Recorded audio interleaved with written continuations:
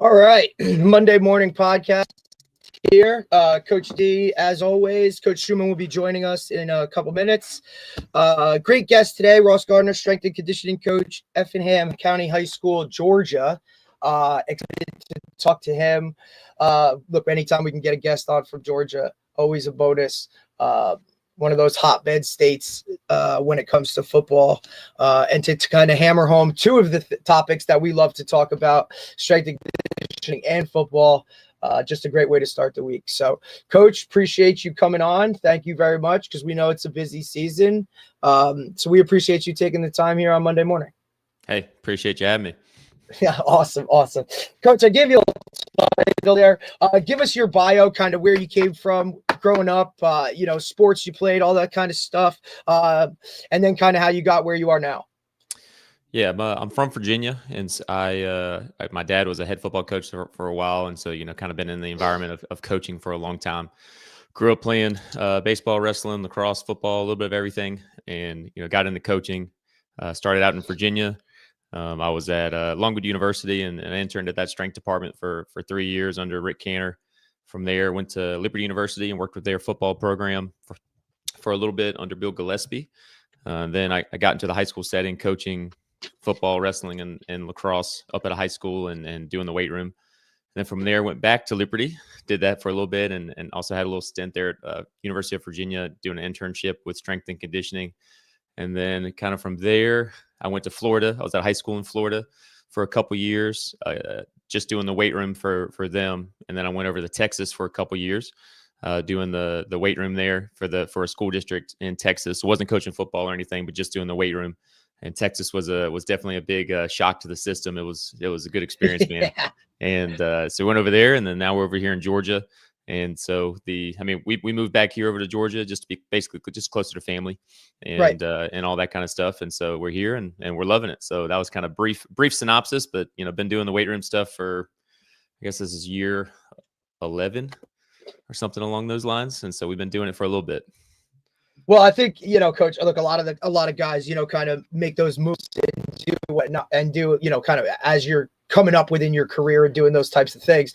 But for you, a little different in that you literally hit on two of the hottest hotbed states in terms of Florida and Texas when it comes to high school football.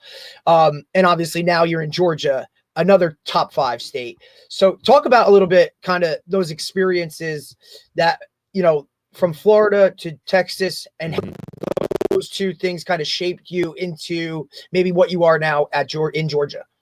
For sure. So, like I said, my dad was a head football coach for a while. And so, I've just kind of been around that environment, and, going to Florida, I've always wanted to be in high school. I wasn't I've done enough internships and worked in college. I'm okay. I prefer high school. I like the development. I like the age.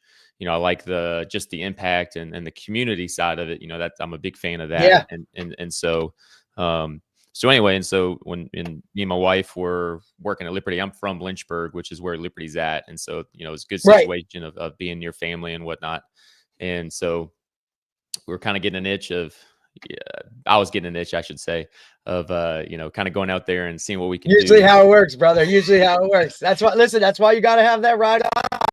I tell my younger coaches all the time, right? Like, hey, if this is something you really want to do and this is the way you want to go, look, man, like you better find the right one, because this is not for the faint of heart. This is not for, like, that person needs to be a very, very specific person and understand what really goes into this. Because look, that itch happens a lot more than it should, right? Yep. And for guys like us, you know what I mean? Like, similarly, like everybody's strong-minded in what they want to do. They want to chase something. They want to go see things. Like sometimes that is not the thought process of that other one, right? Or of your significant other. So you better find one that's willing to do some wild things, and definitely, you're going to have to take some heat over sometimes, dude. That's just part of it, but that's awesome. Good for you, man. Yeah. Me and my wife, this is going on year 8 of marriage. Been together for about a decade now. Her dad was a softball coach, and so she just understood. Oh, that's awesome. See, she gets it. Yep, so she understands this world. She understands it a little bit. Yeah. So So anyway, so we go to Florida, and we go with that experience. It was a good experience. Really liked it there. And I tell you what, man, and this was something that the football coach at the time in Florida had said to me when I got down there. And we all kind of know, man, with Florida football, you could throw a rock and you're going to find a top skill kid. You're going to find 100%. every wide receiver, DB, say you name it. If you find You name it. and they're going to be a legit speed, legit 4.6 or better, and which is flying, obviously, in high school. Yeah, guys don't understand that that's flying. No. And well, shoot, I'll take. This might be a hot take for high school. I'll take anything under 5, to be honest with you. That's noticeable. 100%. That's noticeable speed. I'm not saying that it's a major tool. I'm just saying it's good. I like that take. And anything under 4.8 is what I'm shooting for. And if you get under 4.6, now we're talking about that's real fast.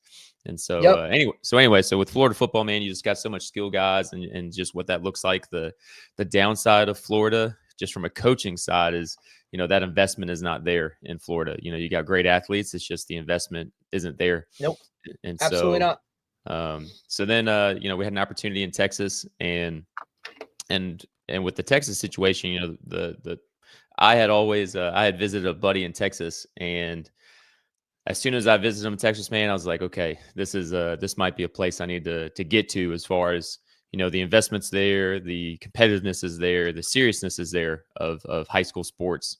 And so we get out there, and I'm working at Cleburne ISD, which is south of Fort Worth. And so I was working with 7th grade through 12th grade. So you're looking at 1,000 kids a day, pretty much. It was a lot of kids and a lot of managing on that end, but that was an awesome experience. Absolutely loved it there. And then with Texas high school football, man, I tell you what, there's the two things I think you get that are elite out there are linemen and quarterbacks.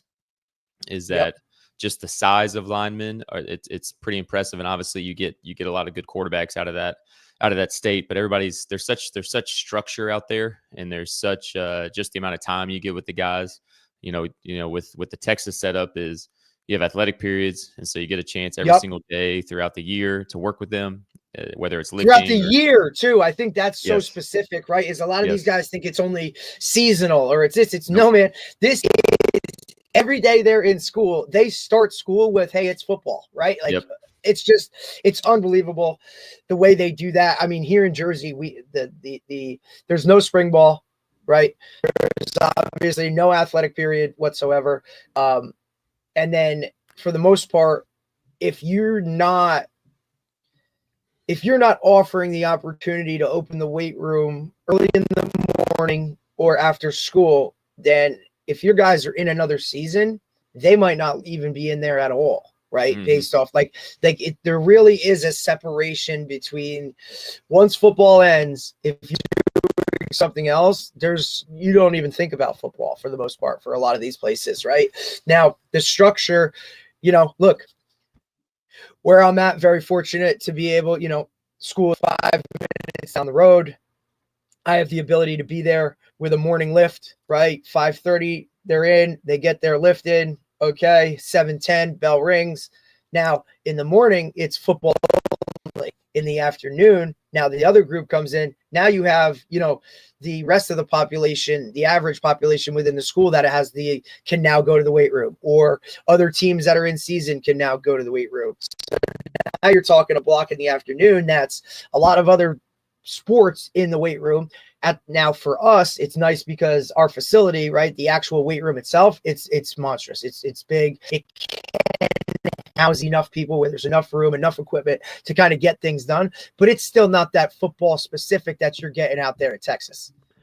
Yeah, well, the thing about it too is what maybe a lot of people don't realize is like every sport is like that in Texas. Like it doesn't matter, right? Whether it's football or baseball, it's every sport. Yes. Every sport has an athletic period, and the way the UIL rules work is in the off season, you can do skill work during the athletic period, so that basically you can practice and do your skills. And then you get an hour a day before or after school of weights. And so, and coaches can schedule that how they want. Maybe they lift in the period, and then they just don't do skills that day, or they do skills and whatever. Like for example, baseball in Cleburne, they did skills every day, and then they did weights every day. It's just what they did, and they were really good, which is a coincidence. Yeah, And so, there's no, you don't have to be a genius to kind of talk about that. yeah. So I So, mean, look, that's what's so different about it is the amount of time that's invested to it, and it's just not even so much the time, but the investment from the top down, right? Like mhm.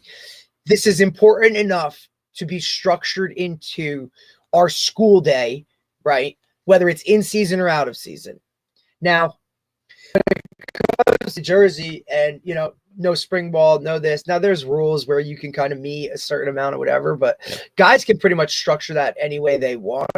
But it's almost as if it's the other way around where you kind of throw up your hands and ask the question, like, why wouldn't you want the football coach working with football guys out of season, right? Mhm. Like, why wouldn't you want to just do that and put it in?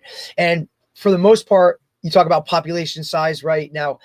New Jersey is the most densely populated state, but we don't have as many people as Texas. You know what I'm saying? I mean, you're talking Mhm. some Texas teams with a varsity team and they got, JV A, JV B, Yep. freshman A, freshman B.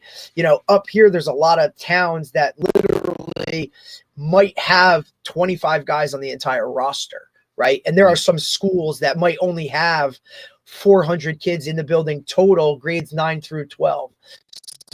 So the thought is that you do football year round, you're going to take away from other sports. And now those other sports aren't going to be, you're not going to have anything, right? Like you may not even have a sport. Yeah. So that's kind of what plays into it. Look, I'm always going to fight because if I could meet with guys every morning, right, and not Mhm. have to be like, hey guys, we got to be here, 45 minutes before school to watch it. Or now we're fortunate we get out of school early at 1:30, which is not the norm around here. And the norm is, 2:30, 2:45, 3 o'clock. So we can kind of get some of that stuff in. But for the most part, man, it's just so different, the time and the investment. Mhm. Is Georgia structured similarly like that in terms of athletic period? So, not really. I think it's going to get there, and so like Georgia. So there's not many public schools in Georgia. If I mean, there's a super small amount that have just let's say a standalone strength position. A standalone strength coach position. Where in Texas, just about every school has that, especially the big Every school schools. has it. Yeah, Right, and Ross. And that's what I was going to get to. That was kind of where I wanted to lead along to yeah, it, right? Because obviously your title, strength and conditioning, right? You're an assistant coach as well, linebackers, I think you said. But that was going to be my question, was how many schools themselves in your area, and you just basically answered it for me, have that full-time strength and conditioning coach. Now, not like in again, I'll just compare to kind of where I'm at. In Jersey, look, there's always one guy within the phys ed department that's yeah. responsible for the weight room, right? That's That's basically his how a lot of gig. Georgia schools are. Right. Now, if you're a good program, that guy's the GC, right? And every phys ed class that has a football kid in it chooses weightlifting for his Yep. whatever semester or that. And when he goes to the weight room, hey buddy, here's the football workout, right? So this is what we're doing. But that's not the same as having a guy that's paid to do, and has the credentials to fully be the weight room strength and conditioning guy. Talk about that a little bit. Yeah, I think in the biggest difference between the those good high school programs and those that have a good strength program is that schedule during the day. Not Yeah. before and after school. You've got periods during the day, and that can be at the school I'm at, but with Coach Ford. Before Coach Ford got here, so that would have been maybe 4 or 5 years ago. They didn't have a football weights class or anything like that. It was just, a weightlifting class and anybody could take it and this and that. And then Coach Ford basically just said, hey, I want to have a weights class for just football. And they had never heard of that idea. And now, yeah. And so now you've got, football has a class, and then our freshman football has a class. And then I've got That's awesome. 4 other classes of just a mixture of gen pop and athletes. And again, it's just one of those things of a coach just says, hey, take the weights class or whatever. It's not a quote unquote mandatory thing Right. at this point. For for most Georgia schools, that is what the situation is that, if there's one thing I've just noticed in general in Georgia is that everything truly runs through football. Yeah, And definitely. right or wrong or indifferent. Where Texas is everybody has the investment. Football is still a big thing, but everybody has that structure that football has. Where here in Georgia, it's not Every like team. that. Yeah, and so See, that's just, I don't know. I just think that's like, look, sports just are different. I'm sorry, it is what it is, right? And Dave and I talk about this all the time. To be the old heads, right? When we were in school, not everybody played sports, right? Like it wasn't Mhm. just a participation thing. It was you played because you wanted to play for the most part and all of that, right?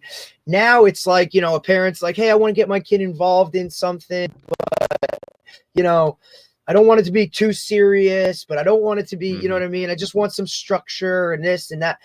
That's where I think a lot of things have changed, right? That differentiation from club ball, travel ball, rec ball, what is the investment across the board, right? And we see it sprinkled across, every sport, right? Because you have travel baseball and you have, AAU basketball. And, when you get to girls, you have club soccer, right? Club soccer is always a really big thing. But I Yeah. think to focus on sports being an important part of development and growth and maturation, I think just allows a school system to function in more of a positive manner, right? Because they're learning structure, they're learning adversity, they're learning consequences, they're learning what it's like to win and lose, they're learning what it's like to be part of a team, which is, sports are just an example of what life is,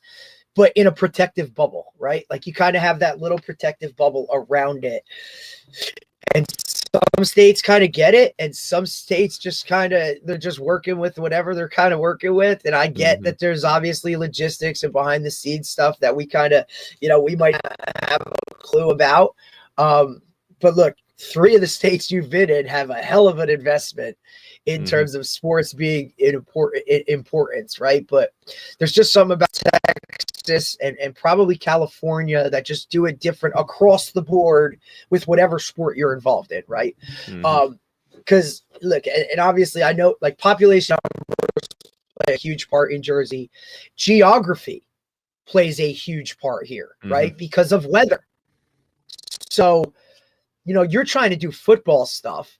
And believe me, the investment, there ain't many high school teams here with indoors, right? Or just in the state in general, indoor facilities where you can go and throw a 7-on-7 and not run into a wall, you know? Mhm. Um, and I think that's a big part of this. Coach, talk about kind of how you guys do things in the off season, the structure of your program, football wise, strength wise. What are your focal points? Kind of what are some of the main things that you hit on in terms of kind of helping those guys get better for the next season?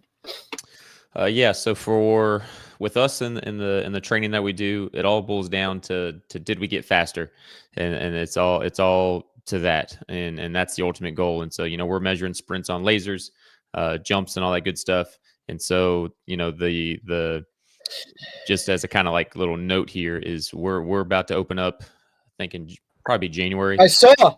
a 10,000 square foot facility, and I so saw. that's going to be I super saw. I saw nice. the. I saw the. I mean the bones of it. Oh yeah, I mean, right? I the whole picture. One of your, I think it might have been your O-line coach yep. tweeted it out or put it on X and was like, "Coach, are you ready?" I mean, Coach, that's got to be a fun, exciting experience. There we are. Hey, Coach Shu. Hey, what's going on? How you doing, Coach? What's up, Coach? How you doing, man? Good, Coach good, was good. just about to tell us. Coach was just about to tell us the investment that his school's putting into their new weight room. How much is it, Coach? 10,000 square feet. And so Nice. well, the one that we currently have is the literal original weight room that they've had since they built the school. And it might be 1,500 square feet, and it's a little tight, to say the least. Sure, And, sure. and, and so going into the new space, man, it'll be a whole new world. And we'll really take a big jump, but To answer your question again, it goes back to speed for me and developing that. And again, you've got 1,000 different ways to do that. And again, did we get faster? Great. Then we're going to keep rolling, more powerful, more speed. And again, for us, that's a foundation of, especially with a high school kid, it's a foundation of strength. But at the same time, you've got to do athletic things. You got to work power. You got to work speed. You got to work your jumps. You got to do all those things.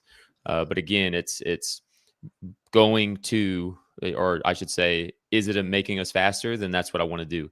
And we're going to work a little bit of everything. And what I mean by that is like, we're going to work every little quality that we can constantly through the year. It's really just points of emphasis of, hey, during, January through March, we're really hammering absolute strength. During this period of time, we're doing this, but we're still working all the qualities we want to hit. It's just a different point of emphasis. And so like, right now, for example, we're in season and, we're still pushing, we're still developing, and ultimately I'm trying to keep them as fresh as possible, but we are still pushing and developing. I think that in season is arguably the best, I don't want to say best time to develop, but I want to say that it's a huge window of development that a lot of coaches can miss, and Right. they're scared to develop and Yes. thinking that they'll take away. And you can push in season and not take away from on-field performance. Now you've got to, you got to measure things, you got to track things, you got to be smart. But like our guys, for example, we had a bye week 2 weeks ago, and we hit heavy singles on bench, and we hit a heavy single on hit a heavy triple on a box squat because we were switching up our squats. Point of this story is that our bench average went up. It was like 18 pounds, but that's in season. That was over a 6 to 8 week period. And there's things, again, you can push it and not take away. It's not a time to just coast. You think if you're Right. in season, you're in season for football, that could be 4 months, and you're talking a third of your year. And so you got to make sure that you're pushing and you're developing during that time. But anyway, long story short, it all goes back to speed. And obviously if you got specifics, I can hammer those. Yeah. Let's hammer those. So like because that's a great take, right? Because that's a great take. Most coaches, like you said, Ross, are afraid in season to push that a little bit, right? Because look, for the most part, we coach how we were coached, or we know what we know. And in season, it was like, hey, let's just maintain. Let's just get those couple days in there. Or, you're balancing injuries in season. Like there's just so many factors that go into it that kind of almost scare guys away from the weight room in terms of pushing it and getting after it a little bit to kind of, and like you said, though, that's a third of your year. That could take away from your development and set you back for the extra months. So, I mean, definitely that's yeah. So go ahead, David, just with some specifics on the foundations of speed. So, there's this classic discussion, right, on that you need to have certain levels of strength development in order to have foundations of speed, right? And they to me, they kind of coincide in development, but we've had a lot of guys on, and they're either more on the speed side of it, like yourself or Tony Holler, or you know what I mean, on the foundational part of it, or they're on the, you must be certain levels of strength first before speed can take over type of thing. Talk about kind of your not just philosophy on it, but like what you think are the foundational elements, and where do they coincide, where are they separate, that kind of a thing. Yeah. And so, when I say like speed is my end goal, ultimately we're pushing strength. We're going to push strength, and relative strength is the name of the game initially. For me, the foundation, and people will agree and disagree on it. The foundation of my program is deadlift. And then squatting. Regular deadlift or hex bar? For us, it's sumo. For us, it's sumo deadlift. Sumo wide. Okay. Yes, sir. And we'll do all of it. In the off season, we do it all. In season, I tend to keep one movement or two movements in there. I don't change those a lot just to prevent soreness. But in the off season, we rotate through movements. We follow a conjugate approach, which just means we rotate movements every like 3 weeks. That's just kind of what we do to work on weaknesses and things of that nature. And so I'm not a, Tony Holler's done some great things, and he's got got everybody sprinting and whatnot. I'm not a feed the cats guy. Right. I Okay. believe you need to have some capacity and things of that nature, but that's another talk for another day. Sure. Of Yeah. Or the same talk for today. I mean, it could Yeah, all no, work I'm together. with you. I'm with you. But so we're gonna build strength, and it's all relative strength. But that deadlift for me, when I come to a program, is most programs don't deadlift heavy. Usually they are clean programs. No, I don't do cleans. Now I'm not against cleans. In the past I've programmed the crap out of cleans, and we've done a ton of them. The biggest reason why I stopped doing cleans is that when you're looking at speed improvements and jump improvements, and then you look at improvements in your clean, there wasn't really this big correlation of when my clean goes up, this part of my sprint goes up. There wasn't this big tie-in. But as your deadlift goes up, your top speed goes with it. So as your relative strength goes up, that top speed is going to get better. And so when I come to programs, again, they haven't, prior to before I got here, they were big into clean. They didn't heavy deadlift. And again, nothing wrong with that. It's just, I'm gonna heavy deadlift. And so we started doing that. And again, those guys, as that ratio goes up, I'll give an example of, we had a kid in Texas, our best athlete there. The first time we did a 40, he ran like a 4.78, a high 4.7, which is good speed. And we worked on our deadlift and kept going up there, and he got his trap bar up to 3 times body weight. And then he was running like a 4.48.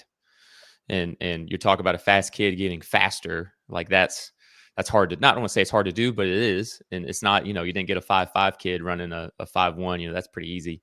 But those fast kids getting faster. And so, we're going to hammer heavy deadlift. We're going to improve that strength ratio. And then really from there, coach, once that deadlift ratio is where I like it, from there, I basically go back to, I don't want to say hammering squats, because we hammer squats anyway, but now it becomes, how can I get acceleration right?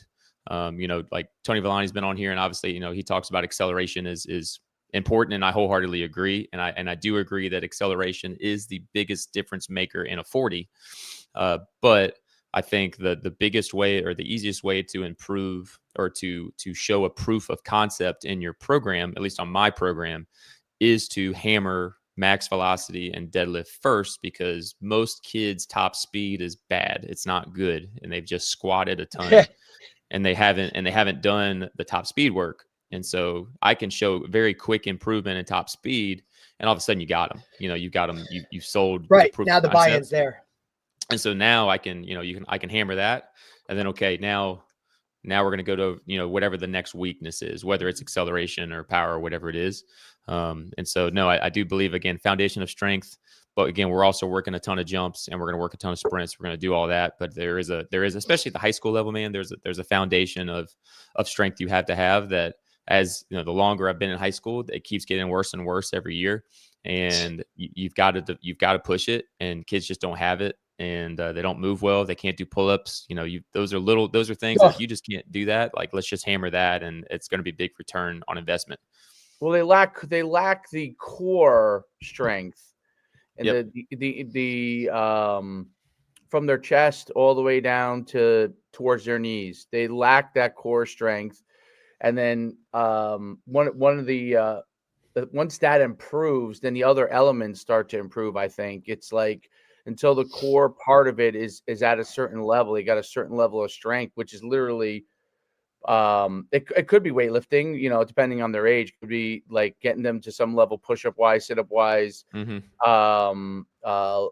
posterior chain strength, you know what I mean, quad level strength. And then once they do that, then the area that starts to become weak, because you get powerful in the core area, is that they can't jump as well, right? So they develop a lot of they don't have the same level of tendon strength, the popability to be able to explode off the balls of their feet and do that rapidly.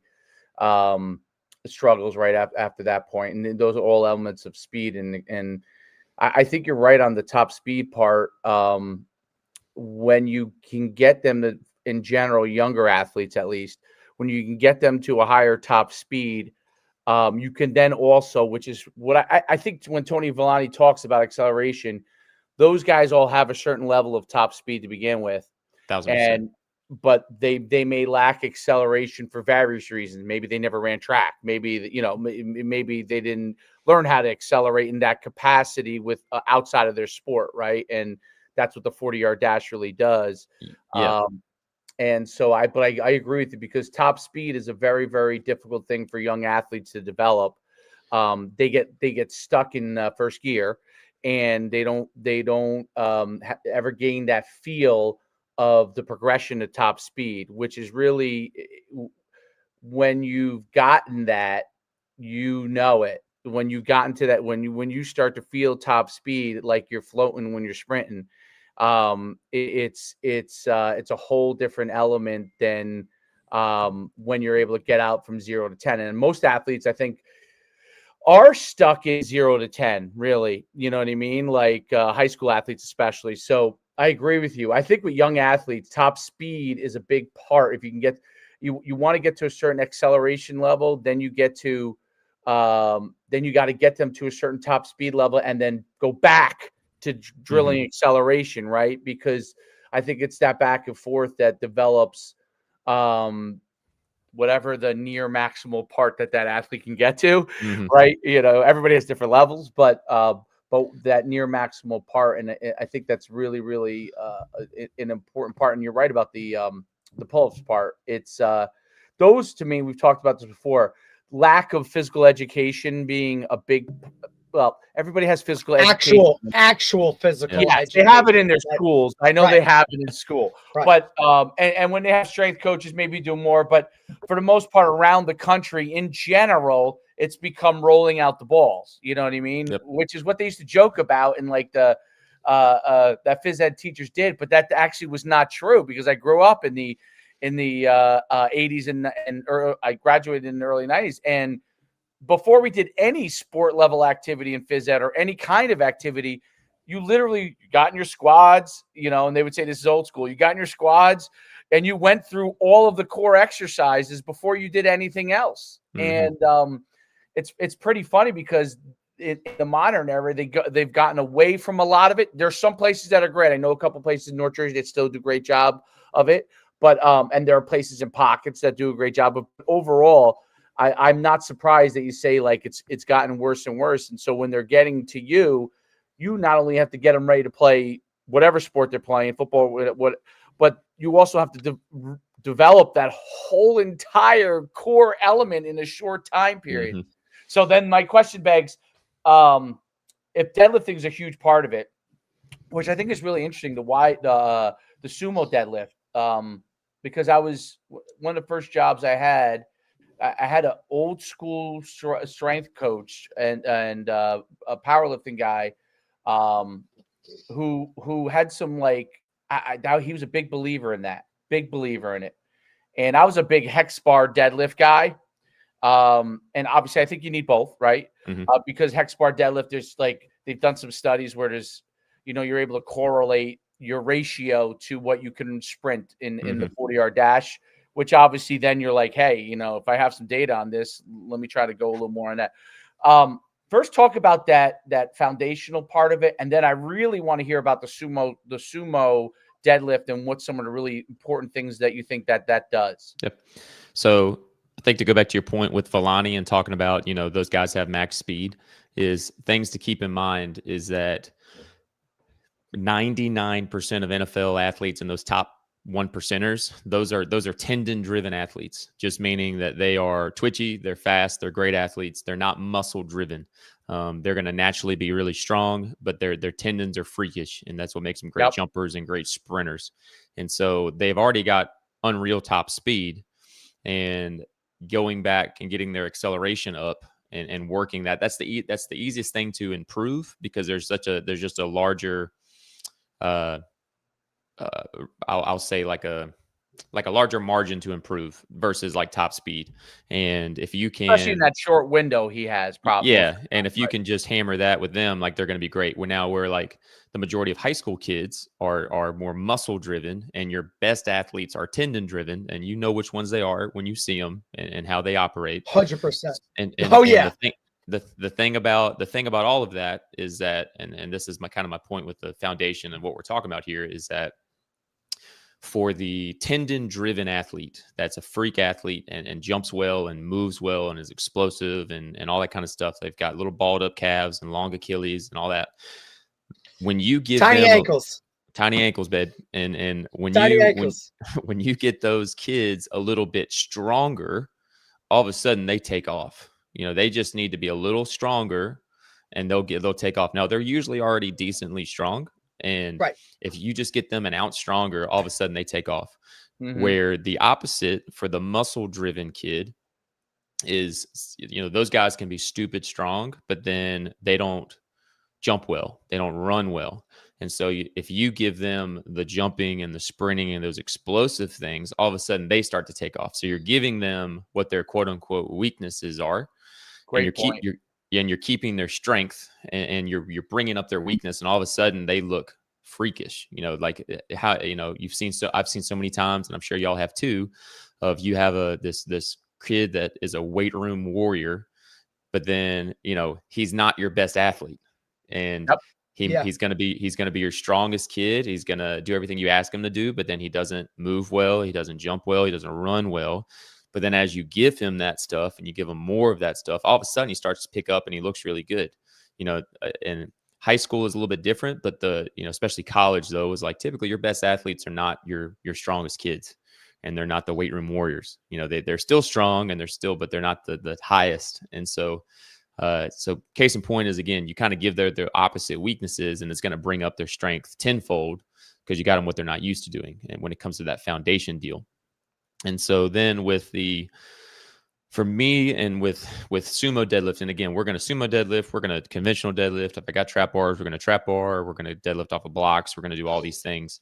With sumo deadlift in particular, with the wide stance, you're working on hip mobility. It's also typically a little easier for the guys and girls to pick up, like that, just with how the Right. form of it is. The hardest thing for them to understand is they've just got to just turn their feet uncomfortably out and Right. to let their knees track.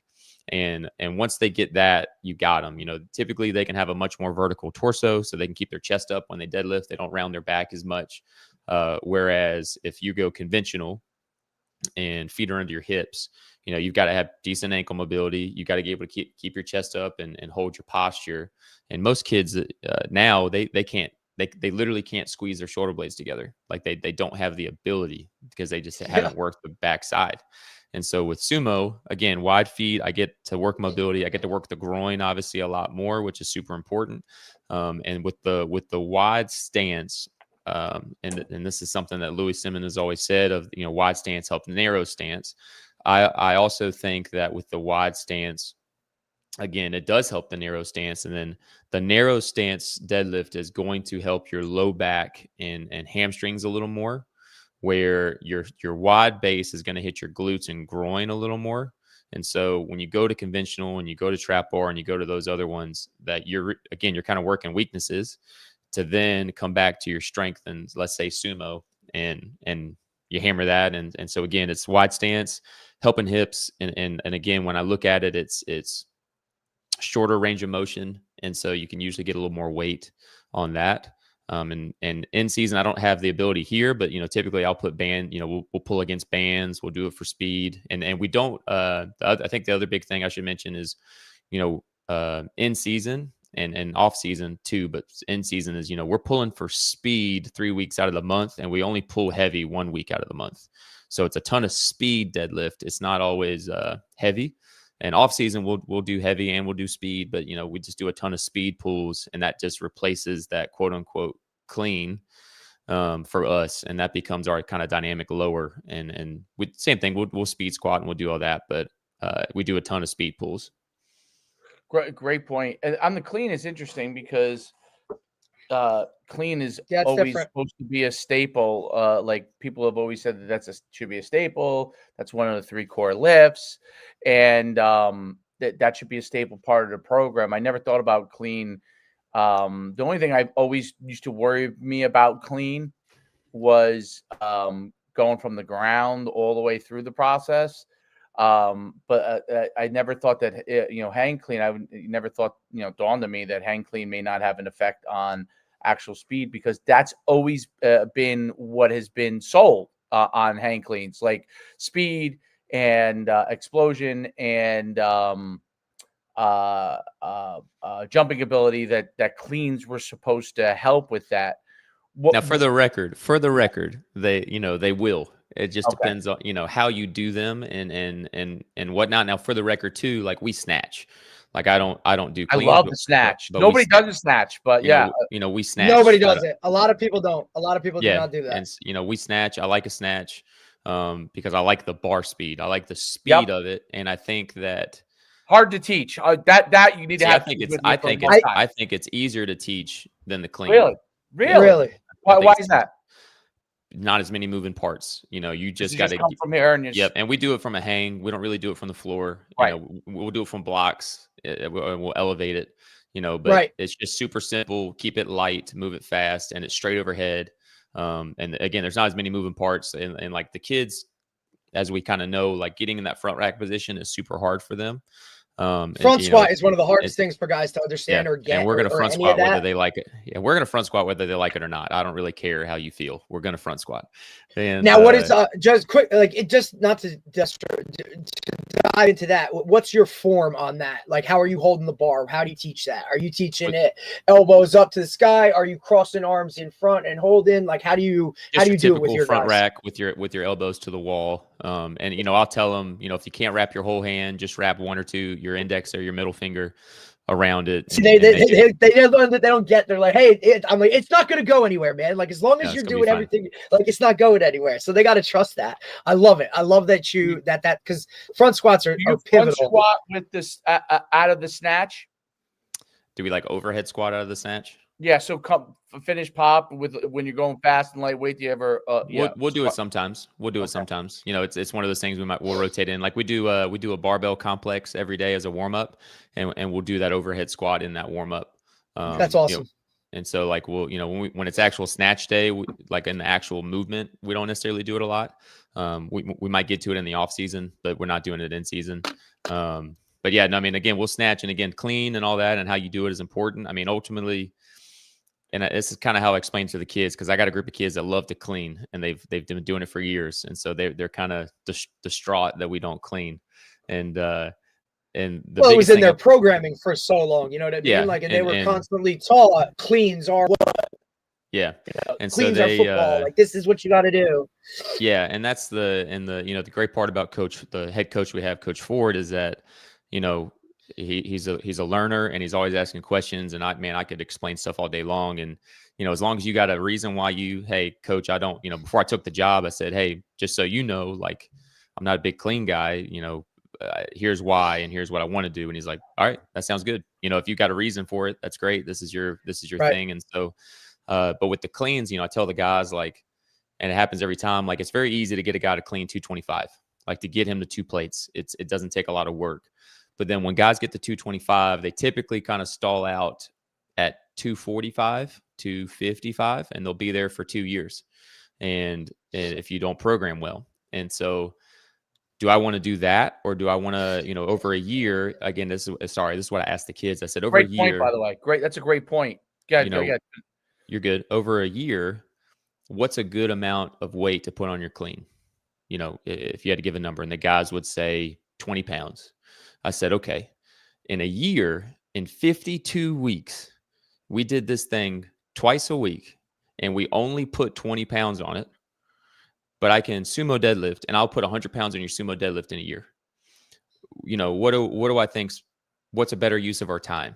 And because again, it goes back to strength ratios of you went from a 1.2 clean to a 1.3 in a year, and you went from let's say a 1.75 deadlift to a 2.25 deadlift. that's going to have a bigger impact on your performance than that clean did, because the strength ratio, again, not because of the movement, but just because of the strength ratio. The force adaptation, right? You're forcing adaptation Yep. of the body more than you can. Once you get to a certain point in cleans, you're at that point. You're almost better off not trying to hammer the weight and just working on speed, because the speed part of it Correct. helps. One, and clean comes down to speed. Like it's Right. not a Right. it's not a strength Right. movement. You got to move And that thing fast. No, you got to move and it fast. Yeah. for the majority of, I'm going to generally speak here, for the majority of football coaches, if you came into a weight room and those cleans, we were doing cleans and we're living between 60, 70%, we might touch some 80, but we're living in that 60 to 70 zone. They're going to wonder why there's not more weight on the bar. And that's not how you improve a clean. And the other layer of it is that if you also want to improve the clean, you need to squat a certain way. Like you need to squat for speed, because it all ties in together. And if you've got to figure out as a coach, what is the movement that you want to hang your hat on within your weight room? Is it bench? Is it squat? Is it clean? Is it on time? Right. Is it deadlift? What's going to be the one? And for me, it's deadlift. And so that means the rest of your lower body programming, yes, you're good. We obviously we squat and we do all that, but ultimately it's how is that going to help with deadlift, or how is my deadlift going to help with my squat, or how is the, whatever. And so you've got to pick one and then you just go for it and whatever you believe in. I think the only way to continue, and probably similar to the snatch, but the only way to continue to get adaptation with the hang cleans, once you get to a certain weight level, is to time how quickly they can do it. Yep. And that's the only way. And you got to push their squat. You got to push their front Yep. squat. Yep. The snatch, it's funny because a lot of stuff ends up coming back to a lot of the Russian style of training, and it does. But it got a bad name because of steroids and all that kind of stuff back in the the 70s and 80s. But really, when you go back, like I remember, Bigger, Faster, Stronger used to really. I don't even know if that's a magazine anymore, but it was a big magazine when I was growing up, and people still do it. They talked about how there were studies done, and it was done. Most of them were done, like I think in Eastern Europe, on the snatch having a correlation back in the day to speed improvement. So, but that kind of like went away for a very, very long time because of they were just on steroids. But a lot of this stuff is resurfaced as videos. Same thing. I can't think of it. Charlie Francis too was obviously got a bad rap because of Ben Johnson stuff. But a lot of the things they did, when you see the videos of what they did, were really phenomenal and innovative at the time. Just unfortunately, they got so carried away that they were massive level of steroids thrown through. But the training and the continuous what they got caught up in was the continuous adaptation, right? They were continually trying to adapt their athletes over and over again, and not following obviously rules. But the point really, if you take it away, is the adaptation part. Continuous adaptation was what they were continually striving for, and a lot of their exercise and movements and how they timed the athletes and the tendon springiness developing, I think is there's a lot of great videos on that stuff that like. A couple guys I follow that post a lot of that stuff. It's phenomenal. The part to think about, not to cut you off, Coach, is that with like Charlie Francis and those cats and all those Olympic guys, is that we have to remember that they are dealing with the top 1%. Yeah, like I mean, 1% of the 1%. 1%. Yes. And Villani said the same thing about working with, the NFL guys for the combine. He's like, you guys got to understand, we're working with the top percentages here. We're not working with high school athletes that are still, it's different, Yeah. And that kind of goes back to my point earlier with Coach Holler. And again, he's done great stuff, and I've wholeheartedly believe in a lot of what he says. The part that I just disagree with is the capacity piece. And, with with your top 1%ers, they can't do 50 sprints and survive because they're such freaks, and that there's so much work and so much speed that they're handling. But and kind of tying it into football is when you start looking at like GPS numbers and like we have 30 GPS units here, and that when when you're looking at the player loads of okay, so between like when we're talking like 1A football to 6-7A football, those are two different games. Like those are not the same 6A football 6A games. being bigger, correct, Coach? Yes, Just yes, for yes, reference yes. for our viewers, right? So, In Georgia, 6A is the biggest, 1A is small. yeah. Got it. So when we're and anywhere, right? Like when we're talking the smallest divisions of football to the biggest divisions of football in really any state, those are two totally different games in terms of speed, in terms of physicality. You know, if there's anything that I've picked up, you know, we were talking about this earlier, Coach D, of like between Florida, Texas, and Georgia, is that as you get to the bigger levels, line of scrimmage and physicality is the most important quality, I think, of that, because you just get the size of kids at that level. You know, your kids are just so big that you've got to hammer that. That's got to be so important. But to my point of all this is that, you know, yes, you're working speed and whatever, but there's got to be a foundation of conditioning, and there's got to be a foundation of just aerobic base, because the muscle driven kid is naturally a slow twitch kid. Okay. Correct. And so as you improve their capacity and their aerobic work, you're really just improving what they're good at. And then you can improve, and then you improve repeatability, which is ultimately the name of the game. You know, like when you look at player loads, and it's kind of arbitrary, but like the player load on the GPS that we get, you know, we've got a safety and a wide receiver that they're going to be at 250, almost 300 in a game. And I know that doesn't mean anything, but when you look at some of those same player loads at say 1 and 2A ball with the same GPS unit, their team average of a game will be like 60, and our team average will be like 150 or 120. And like, that's not the same game. Like, we're playing two different sports. And so the point being is that, you know, capacity is important. And again, just keep in mind with the trainers and those cats, like they're dealing with the top 1%, you're going to have to work things a little different with the high school kid and the muscle driven kid and what that looks like. Case I'm, you know, there's my rant there. No, it's great point. no, it's a spot on. I think one of the really important points that sometimes we lose with capacity that maybe Tony doesn't, and I think you kind of talked about it, Tony may disregard a little bit, is that for a lot of athletes is also capacity gives you a level of weight management. So there's a level of weight management. So sprinting, like for example, you could take linemen and sprint. Nobody wants to have this conversation, but you keep going.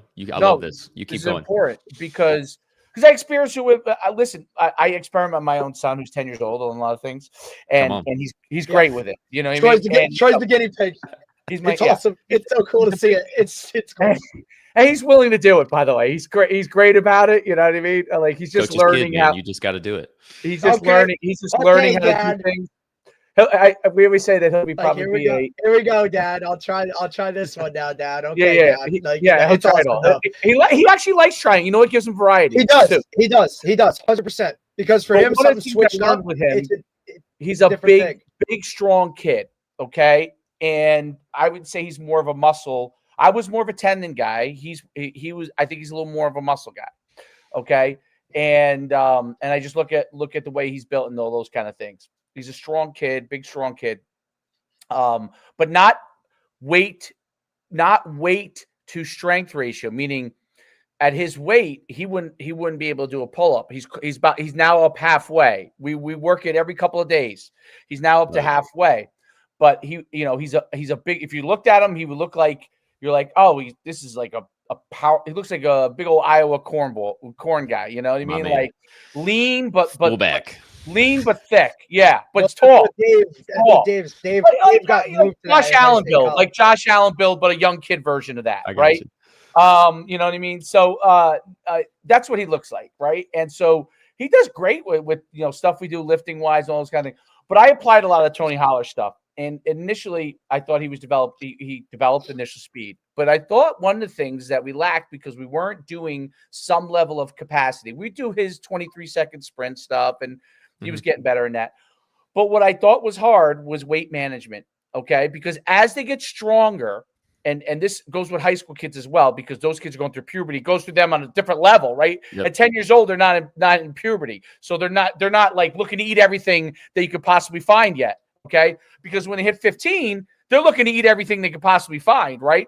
So what happens is capacity gives you a level of weight management. Now, on the girl side, you would have to be very careful with that because girls have much higher elements of things where they view themselves and as athletes, especially with girl runners, right?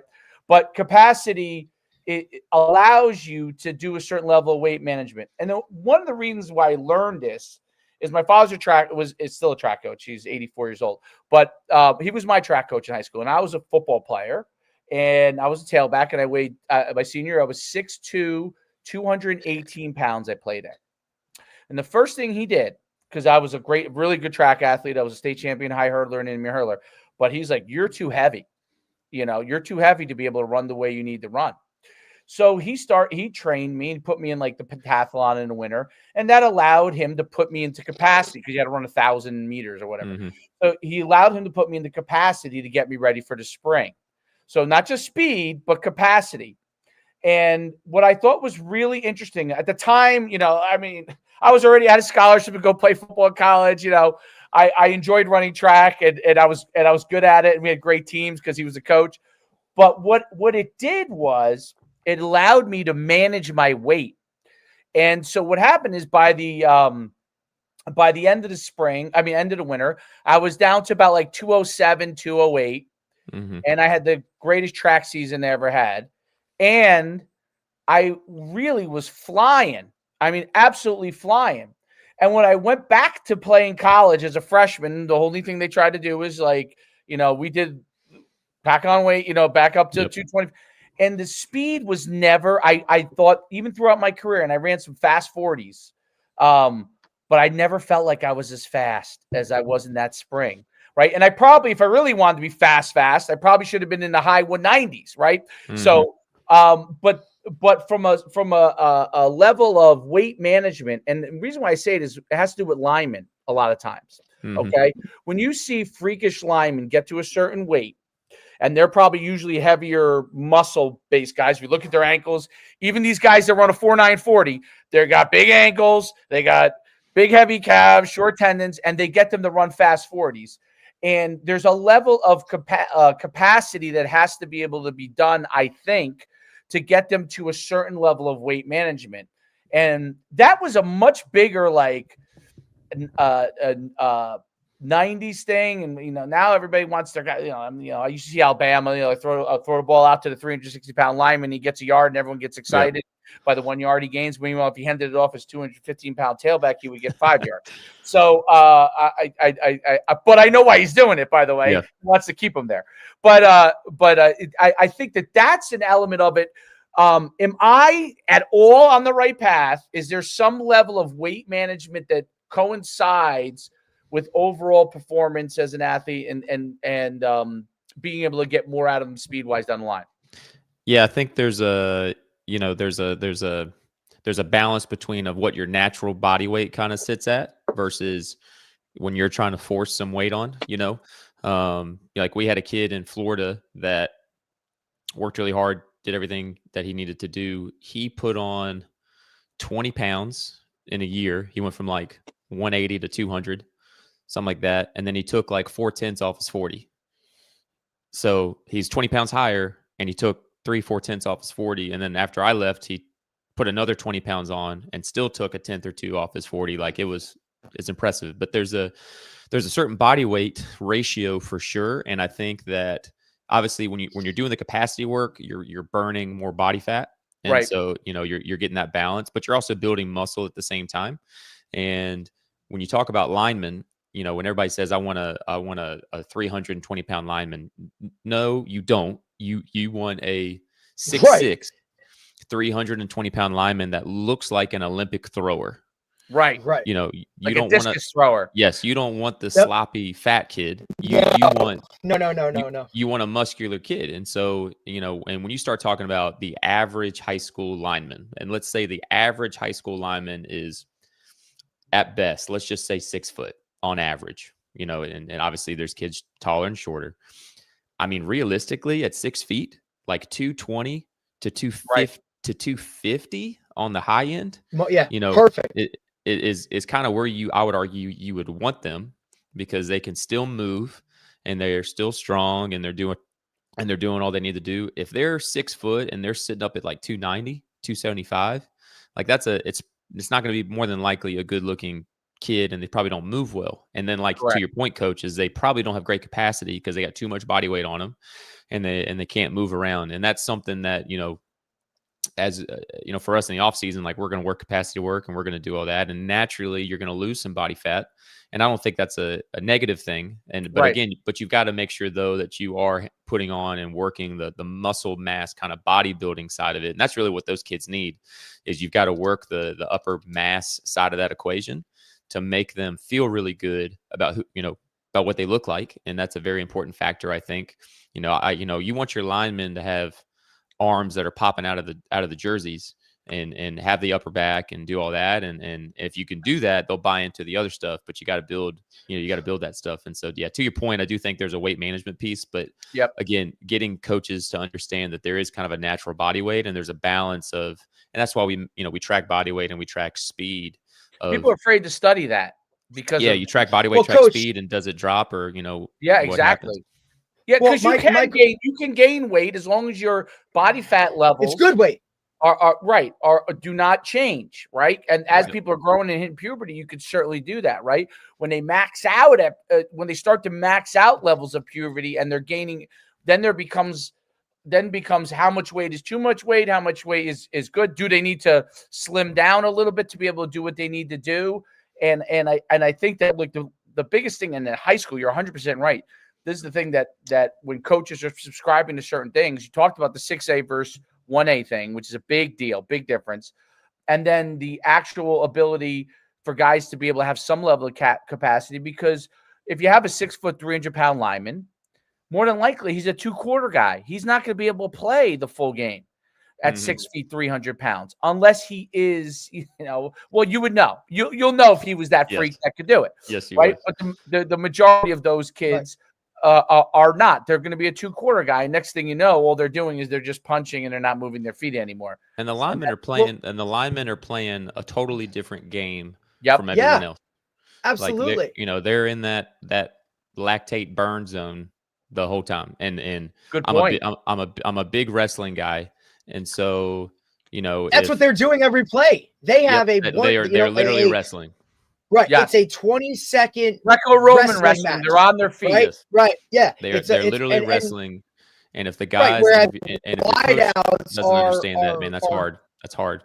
Right. Because you have 5 guys every play up front that are in a, like we said, 10 to 15-second wrestling match. Then you have guys on the outside, your skill guys, who are literally in a track meet, right? Like, because they're burning, getting down. So the GPS now provides a lot of that and feedback with that to kind of, Ross, I know you got a hard out in about 5 minutes. Yes, sir. But I wanted to go along with the weight management stuff. How difficult is it, number one? And two, how do you kind of understand it when you have a freshman that still hasn't hit puberty yet, or a sophomore that might hit puberty late? And all that weight management stuff, we know, look, this kid is still a middle schooler in his body, right? But he might be a sophomore.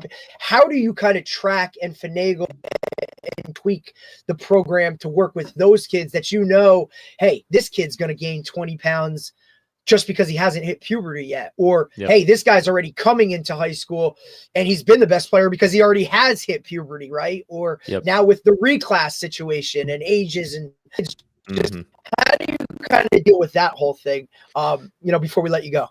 Yeah, I think that conversation, honestly, is most important with the coaches, of kind of understanding expectations of, of, hey, you've got this sophomore kid, especially like, again, we're talking about linemen, most of those linemen before they hit puberty, they don't look great. And then there's always a massive jump for most kids between their sophomore and junior year. Like that's kind of where this big maturity stage happens, and they'll put on 20 pounds without even trying. And then all of a sudden, muscles start showing up and whatever. And so from a training side, we don't really change anything. We keep it the same, and we're just going to keep trucking. And then eventually it shows up. But really understanding of, you kind of got to look at the physical potential of a kid, of like how long are his arms, how big are his feet, that type of stuff. Like you've got some space to grow, especially like a kid with big feet. They might be awkward as a ninth grader, but man, they might grow another 6 inches to keep up. Like that's and look, I've taught middle school, so that's one of the funniest things ever, right? Like, that middle school kid that all of a sudden, like every 2 months, he's got to have mom's got to go buy new pairs of jeans because, he just keeps shooting up, or his shoe size. I mean, I currently have a freshman right now who's a size 17 cleat, right? And it's like, buddy, we got, he just doesn't, his feet aren't there yet because he's been jumping a shoe size every 2-3 months. I think that's a natural progression that's really difficult for some of these guys to understand, because they're only focusing on like what they're looking at, not, hey, this in 3 months, this kid's going to be a totally different kid. So a big, we're talking about sumo deadlift is, sumo deadlift for me is also a great indicator of athletic potential in that what, so I have a couple freshmen right now that, the first time we pulled a heavy sumo, they pulled 315, and they weigh 150, so we're talking twice body weight, and we're not really, I mean, we've trained it, but we're not hammering it. They just started doing it. And so physically it's like, nothing else is impressive, but then all of a sudden, dude, their deadlift is through the roof. So there's some athletic potential there, and that's something that when I look at kids, I just say, hey man, you need to look at this kid, because their deadlift is really high compared to everything else, especially when they're young. We have a sophomore wide receiver that's a freak. That his first time pulling heavy, he pulled 425, and he weighs 180.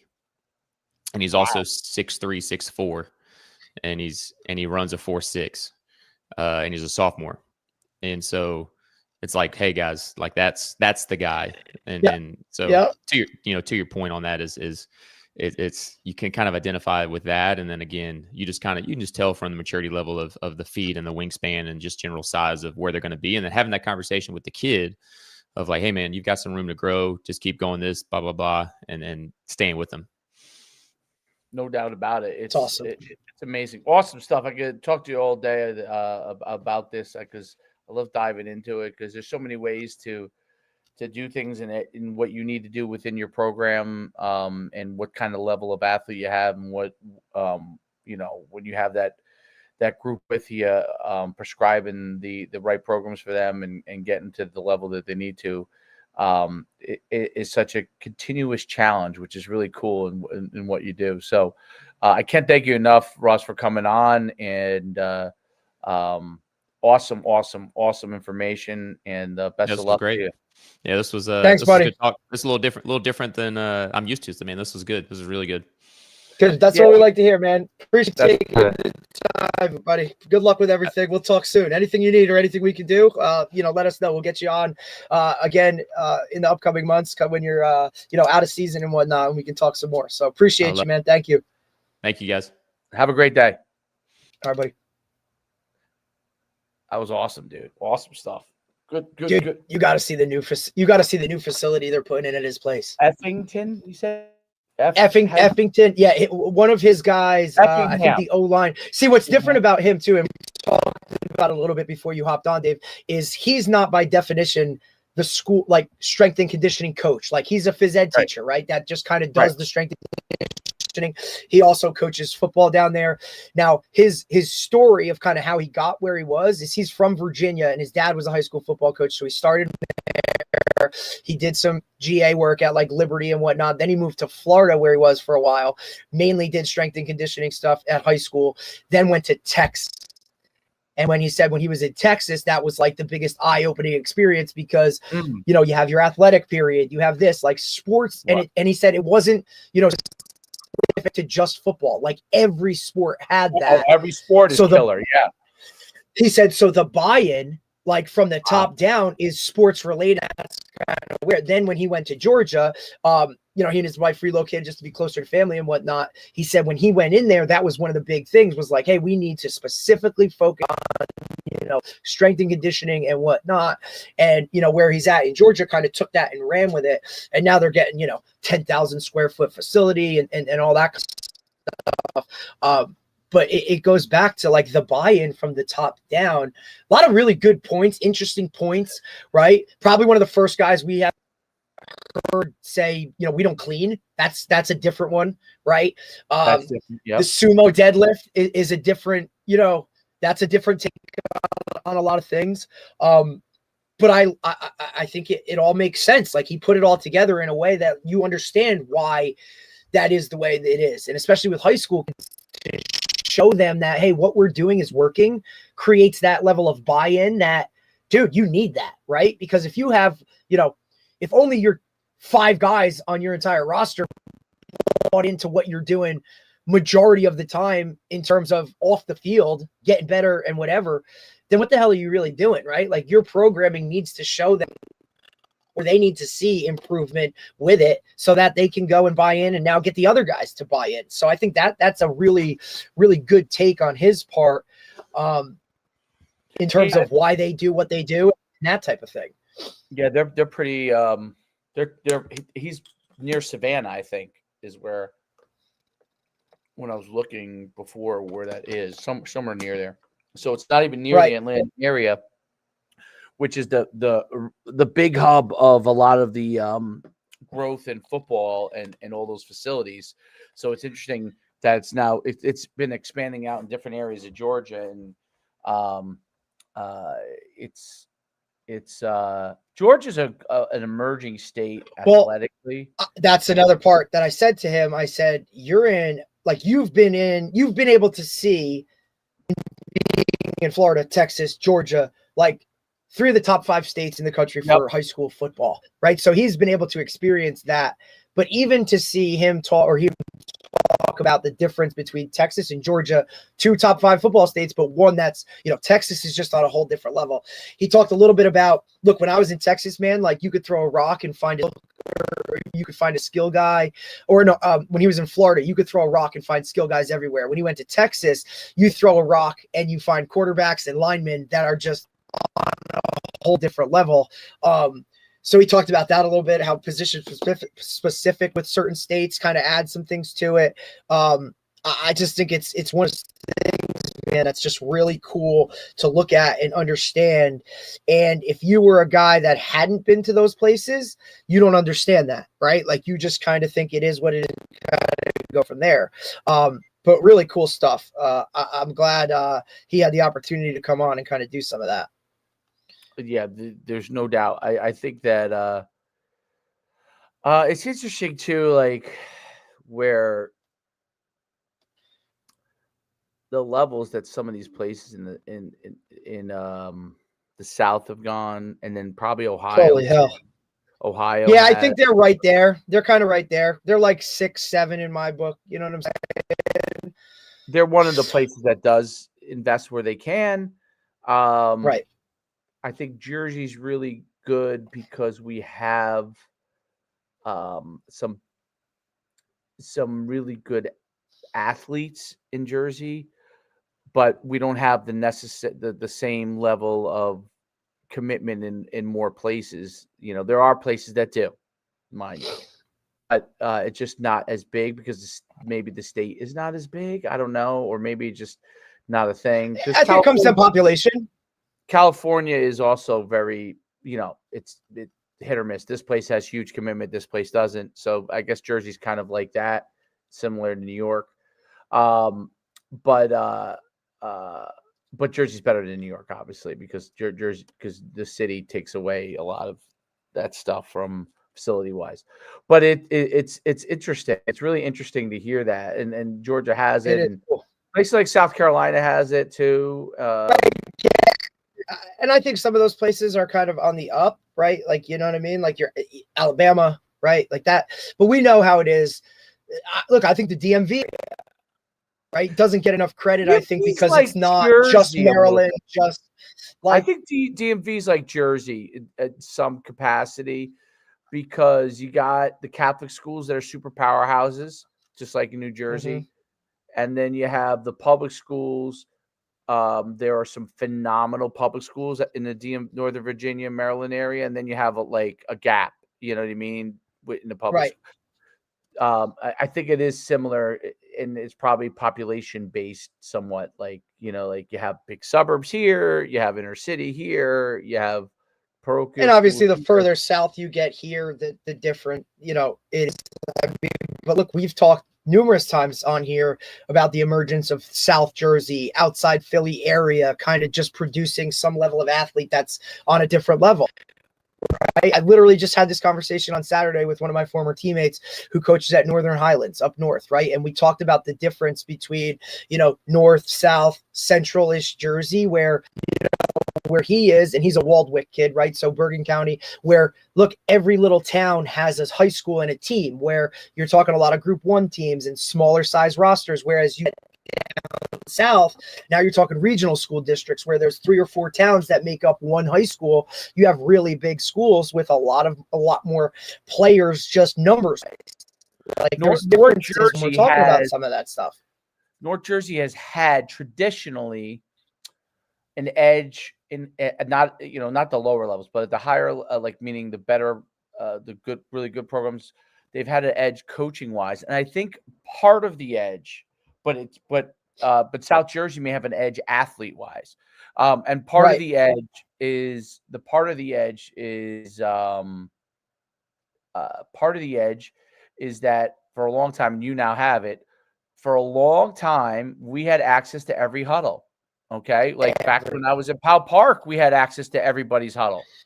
Okay, so you could really look at what I think there's a lot of learning that gets done when you can look at what other people who are doing things really well are doing, right? You pull up their film, you download their film, you tag their clips, and then you go and you say, wow, they do this really well. Can we do that? Can I teach that? And you know what? More people if you want to look at what Bergen Catholic is doing on defense or on defense, you can go and pull that and say, hey, can we do this? Or can we do some form of this? And I think that's obviously what's come down here where we're at now with the whole, like, hey, we'll upload, right? You upload your film to that pool. Anybody on any team, as long as you have the storage from Huddle, can pull up that and hold on to it. And, you know, I mean, look, we have film on teams we're never going to play, but we just want to see maybe what they did against this team, or, you know, whereas back in the day, those were the backdoor deals you had to make. Hey man, I can give you these 2 if you can give me this. And, you know, that's where, you know, some of the whatever between coaches kind of was created, but now it's everybody has access to everything. And the guys that kind of embrace that, I think, and we talked about this too, you know, with my teammate from Northern Highlands, is like, dude, if we can all get better, right? Kind of like when we had the 2 guys, you know, even at the college level, when we had coach willing to get. So what that does, the ability to have access to everything, to me, coaches who are really good and want to be good now have the ability to spend as much time as they want looking at all the different films, tagging all the different films, getting themselves better. The coaches who don't want to get good and just want two games or 3 games because they want to run what they want to run, and they don't want the other guy to have an advantage by getting all the film and knowing what the other person does, because then he can process the information, analyze it, and figure out a way to beat you. That guy, okay, is going to struggle. And I saw that in North Jersey in the mid 2010, what do you call it? 2010s. I saw that in New Jersey that shifted. There was a huge shift. Now, because it's been so long that they've been doing it, now you have these establishments. And I can tell you, because I was part of those staffs and I had my own staff that was like that, guys that were like that on my staff, man, we would just be like, yo, did you download what I downloaded Bergen Catholic? It might have been Vito Nunzio at the time. I downloaded what Nunzio was doing with Tanner McAvoy. We Right. have Yep. we have so-and-so that could do this stuff. Let's see if we can block this, and we're like, okay, cool. Yeah. I watched those clips. I made a playlist of it. And the guys that were like ahead of the curve on that stayed, like, I use Old Japan as an example of that, but stayed ahead of curve on those kind of things informationally, certainly had a huge advantage for a good amount of years. And as they got better and better players, it allowed them, the Northern Highlands, the Ramapo, because Drew Gibbs was definitely like that. Okay. Yeah, all those kind of DJ for a long, long time. What's happened now is everybody has the information. Everybody knows that's available, and they all have gotten better. So now that will happen down the floor, I think. Right. Now, and because you have that, yep. And then there's guys that are going to just stay in their lane and be like, nope, we're not. That's not how we do it. But look, in 5 years from now, everyone will be doing it. Right. We had 2 Division III college coaches on here the other day, Coach Ruley Rowan, Coach Palaz Montclair. They looked at a game, right, and said, hey, this can help both of us. Let's go and freaking work together on it, right? Expanding outside of the film and all that. Just eyes on our program, recruiting wise, like working together within this network, right? And to be honest, if you're really one of those coaches that, hey, I'm all about the kids and putting them in the best position to do things, like working together is going to get us better places than if we're, that old school mentality of, oh no, it's just us or it's whatever. Like we go about it this way and do that. I think when you work together, it's more of a better thing for everyone. Wait till AI. Okay, so I'm already using. Listen, I know, because you were at the Indiana game. According to AI, you were at the Indiana game. You've also met Abraham Lincoln and Thomas Jefferson and all this stuff. And listen, buddy, Jen, I'm talking about breaking down film with AI. Okay? I'm getting. Is that hilarious? By the way, so my wife is and listen, some of our Boardwalk Beast players sent me you at the Indiana game, and you with Abraham Lincoln, and direct quote from one of them was, "Is Coach Shu okay?" And I say, "Yes." Why? They're like, "Because he's doing some and they sent me it, and they're like, what's his record with Troy?" And I said, "Well, he's winning." They're like, "Oh, okay. We thought he was like losing games and losing his fucking mind," because they're like, I'm like, dude, this is what Coach Shu does, man. Like he sees something, he hops on it, and then he dives into it. They're like, and a week later, I'll be bored. They were concerned, dude. They were concerned that Coach Shu has lost his shit, and they're like, "Why? What is he doing?" Like, my wife sent it to me. I doing it for me. Yeah, and that's a different. What was it? Something with an S that you were using the programming or whatever. Sure. So yeah. But that's the most like AI for breaking down film.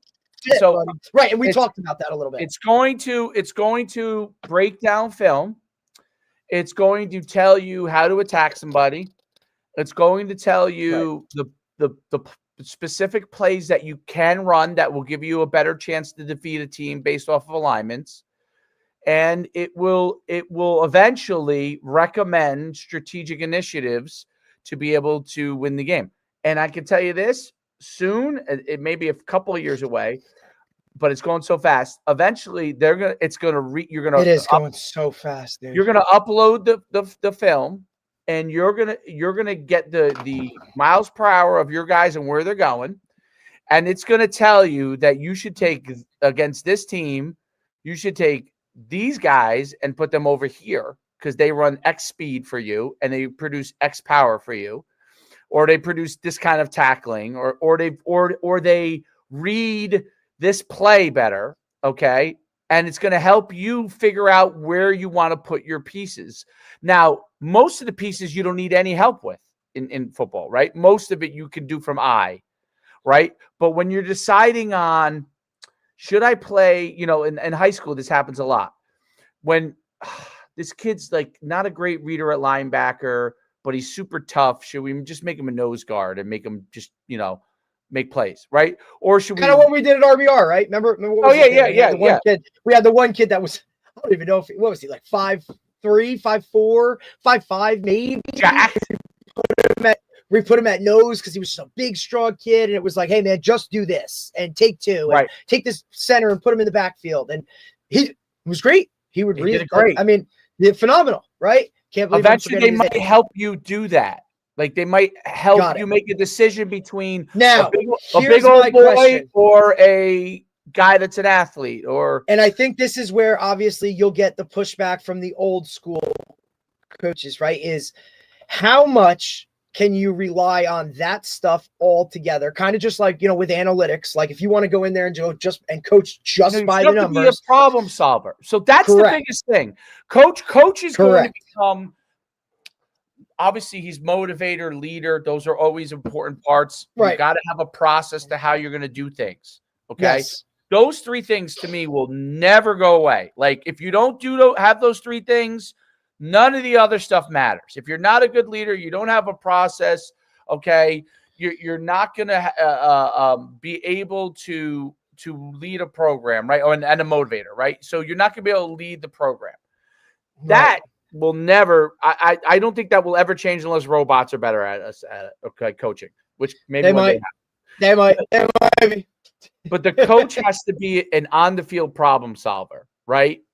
A field general too. So a field general, there's the old school general that's whoa. I don't know. Woo, hello. I didn't get that. Oh. Could you try again? My AI. There you go. Hey, look, you started talking about it now. They're trying to take over. Here we go. So what I was saying was the general who leads from afar, there's value in those guys, but a great field general who solves problems in the game. To me, the best field general in football right now is the Indiana head coach. Yeah, Signetti. That's why he's not. Best field general. He's a motivator. He's from the Saban School of Process. His father was a head coach for years. Okay, and he's a motivator, and he understands how to solve problems in people. Like he gets when to be. He's also one of the most blunt people in the game right now. Yes. And when to like joke around. He gets it, dude.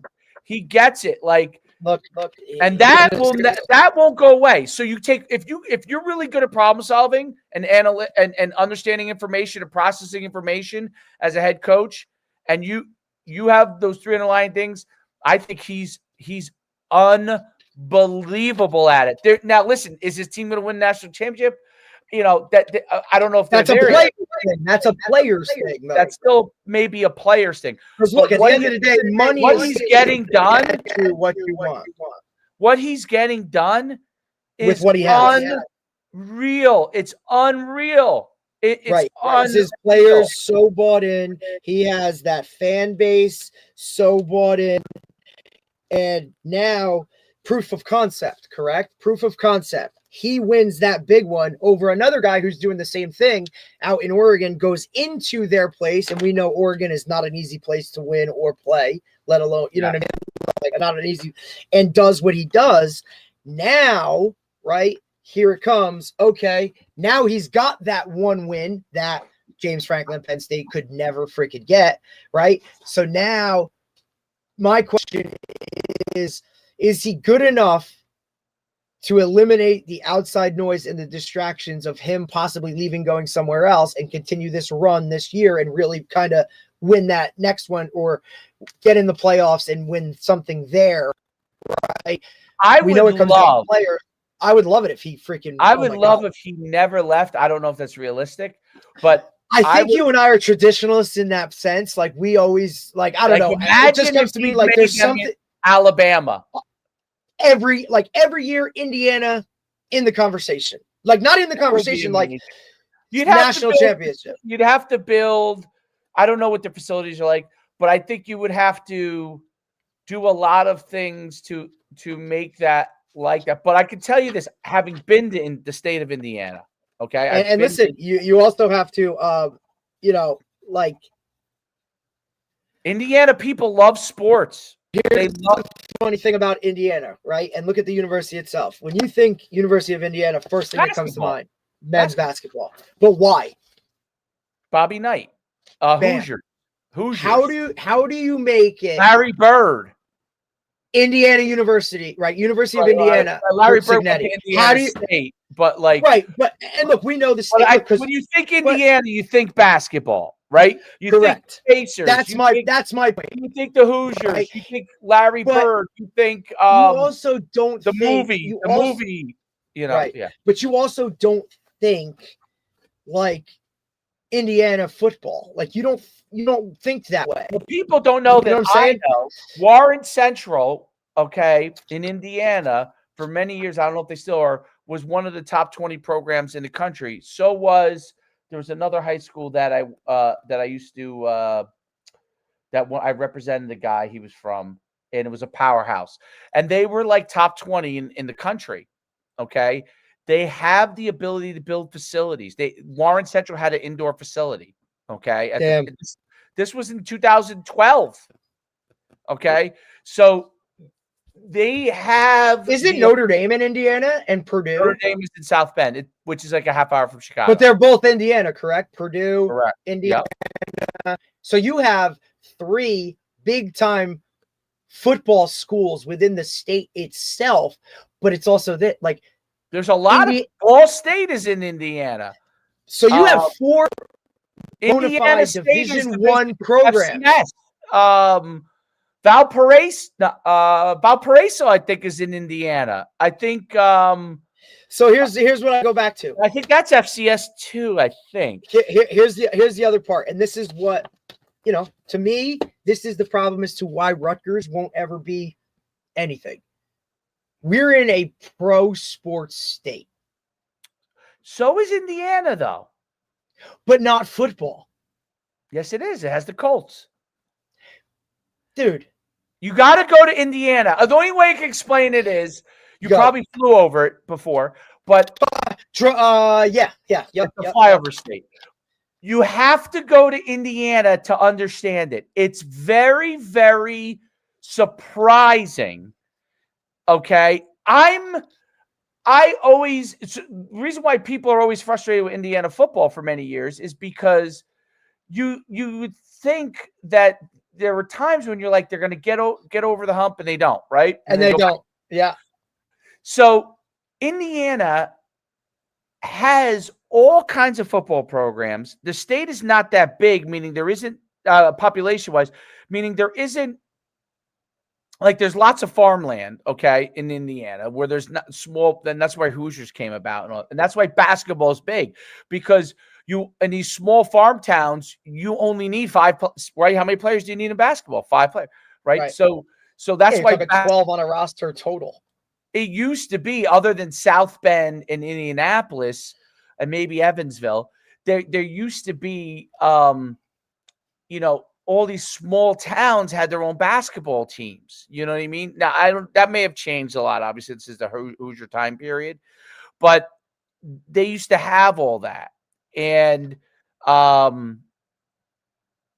so my point is that as Indiana has like evolved, you're right, they have Notre Dame, they have a lot of Purdue, they have Indiana, they have a lot of football programs within that state. They don't have as many overall players to be able to get from their state. They got to go to Illinois, they have to go to Michigan, they have to go to Ohio, they have to go to Pennsylvania, they have to go to Kentucky to get players. Okay, they have to go to those surrounding states to get players. And obviously now with transport, you go anywhere. But it's very interesting because it's a pro town, Indianapolis, but they love college sports too. It's both. New Jersey is different in that we have high density population areas in a very small state, which means we have very little land to build on. That's what makes it very, like, you couldn't just, it'd be very hard to say, I'm going to take Rowan and make it like Rutgers and add another D1. It'd be very hard to say Monmouth, we're going to build a 50,000 seat stadium in Monmouth, and now we're Division I. I think it's hard because of landlockness to be able to do a lot of things where Indiana already did it, right? So they already because they already had all that land open to begin with. But like New Jersey, the truth, in my opinion, New Jersey, I said this to somebody. No, everyone always immediately poo-poos it. Monmouth should build a 50,000 seat stadium, okay, and go Division I.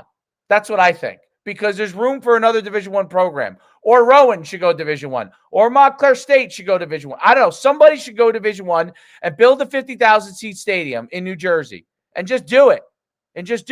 Maybe it has to be a place that has land. I don't know. You know what I'm saying? Maybe Monmouth doesn't have the land. Maybe it's Stockton, okay, because there's more land down over there. Maybe they say we're just going to be a Division I program and we're going to have 50,000. But you should have that, because if you have that, that will make Rutgers better, in my opinion, because Rutgers, now people are like, man, there's two places we can go Division I for New Jersey. More kids will want to go to New Jersey from other states. And then 100%. because of that, more New Jersey kids will want to stay home. But when you only have one, it's too easy to be like, well, my only choice is Rutgers. And I don't want to fucking do that. And if I don't want to do that, then I'm already out of choices. Okay? If you had a second choice, now kids who don't like, for whatever reason, don't like Rutgers will go there. And then other kids will say, I don't like there, I'll go to Rutgers. And then out of state, people are like, oh, yeah, you know what I mean? And then you could build a rivalry within states. Indiana plays Purdue, right? That's a rivalry. You know what I mean? Like, you could build a rivalry within New Jersey. Rutgers plays X school, right? Every year. Just like Montclair State building that. I think it's brilliant what they did with Montclair State and Rowan. Brilliant. Montclair State, that becomes a rivalry. Now, if you're a recruit and you're a Division III player, you're choosing no longer between those other schools. You're choosing between Montclair State and Rowan, if those guys are able to do it the way they envision it, right? Because you're saying, I'm a Division III player. You know what? They got a cool rivalry, and they're among the better programs in the NJAC, quote unquote, right? I'm going to go there. Unless I'm this like high academic kid, which I think Division III, they go to TCNJ probably, right? So, but like if even high academic kids might still go higher academic, because they're like, hey, this is a program. They got something going on here. And if I was Rowan or Montclair, I'd figure out if there was a second team I could do that with. Second, go do it, right? Like if TCNJ is they should do something. Is NJAC? That's another thing, right? In the NJAC? Are they in the NJAC? So Rowan, they're right next to each other, right? They just listen. TCNJ Rowan down there. Up here, you have Montclair State, Kane, and William Patterson. And because they've all been in the NJAC for so long, it's like you're in conference rivalries, right? That are kind of just there because you've literally played the same team for 30 years. Right. Even without putting a trophy attached. Now just throw a name on the game, add a little trophy to it, right? Make it like Montclair State and Kane should do a game where is there a Central Jersey, right? Like the battle of North Jersey, Central Jersey, right? Get some whatever it is, do something. If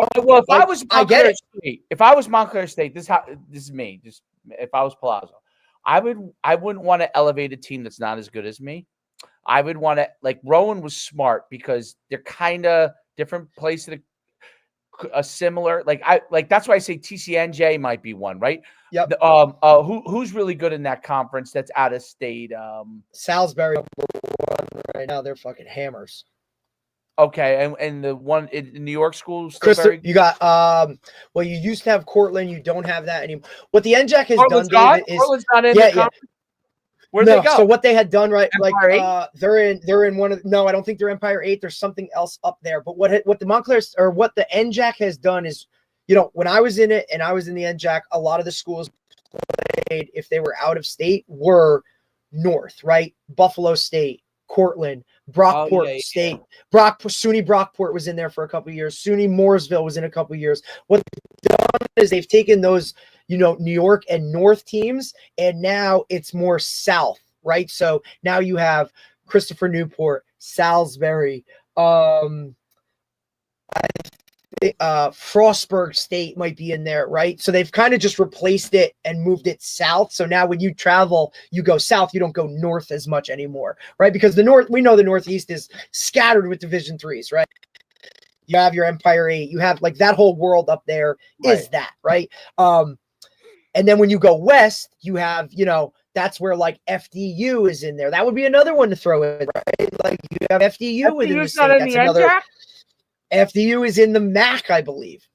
They play like Del Val or Kings. Okay. Right? Like they're in with all those kind of things. That. I think that those for New Jersey, that has to like what they're doing. I mean, there's like 5 I know it's Division never going to happen programs. Division 1 wise. I mean, it's amazing what Monmouth's done going from Division 3 to FCS. That part is great. Holy shit, dude! I would love for them. Could you imagine if Monmouth went Division 1? And by the way, it'd be unbelievable. Like, do you know how many kids would want to? I mean, as it is, Monmouth recruits a little like. In my eye, I don't know if you want to call it weird or different. Like, right, they go Maryland, DMV, right? Like, because for the most part, a lot of kids, when they want to go, it's like kind of the same thing with like Montclair State and like guys want to go away to school. So Monmouth to them isn't really going away to school, even if you live there or whatever. So that's why, me personally, this is my take on why Monmouth doesn't recruit the shore area or where we are as hard as other places, is because a lot of those don't want to go there. They say no when they get recruited. You drive there all the time. Right. 100%. Like I've seen this. I've done this. I know 10 people that are going there or whatever. We get it. Right. Now for us, it's the same reason why Rutgers is hard.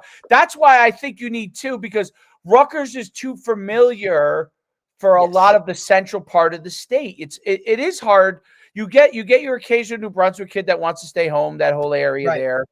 Like when I was in school, most of the kids are from South Jersey, right? Yes, South right. Same thing. Way north.